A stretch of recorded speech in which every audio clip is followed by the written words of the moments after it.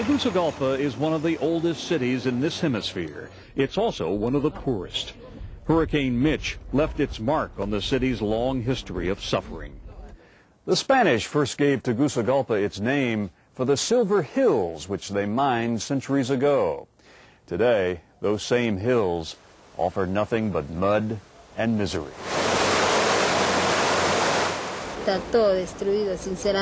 The water took everything, this woman says. Now we are staying in the streets. The city's hope of rebuilding quickly was placed in the hands of its popular mayor, nicknamed El Gordito. Friends say he considered the devastation not as a setback, but as a chance to rebuild a better city. Those dreams ended when the mayor's helicopter crashed as he was surveying the damage. A city already stunned by disaster now has to deal with the loss of its leader. Much of the machinery to help move the mud disappeared when a near tidal wave washed over the place where they were kept. That's why much of the city is shoveling out the mud by hand. And working in the mud is a Honduran native who now lives in Houston. Mario Castellanos came down for his father's funeral. He is the mayor's son. I'm helping out whatever I can do right now. At this moment, Mario Castellanos could think of nothing better to honor his father than to pick up a shovel and help rebuild a city. Charles Hadlock, 11 News, Tegucigalpa.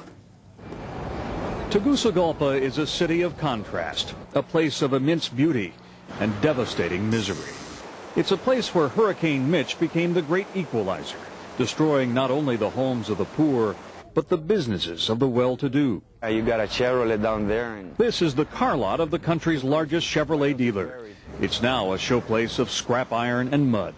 The river came this high and it destroyed everything. It was a nice building right here. It's gone now. And so are most of the cars. This man owns the dealership. He got his education at the University of St. Thomas in Houston.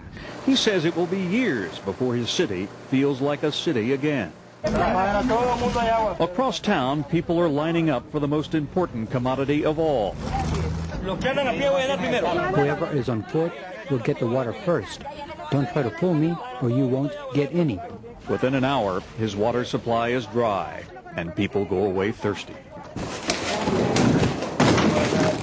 In the marketplace where the river came roaring through, the vultures are a reminder that death is in the air.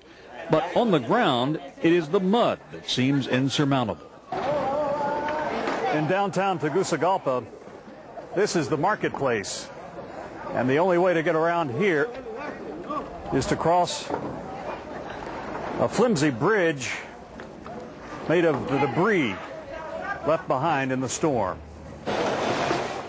And on the other side is more mud and misery. In a city of contrast, Hurricane Mitch makes it look all the same. Charles Hadlock, 11 News, Tegucigalpa.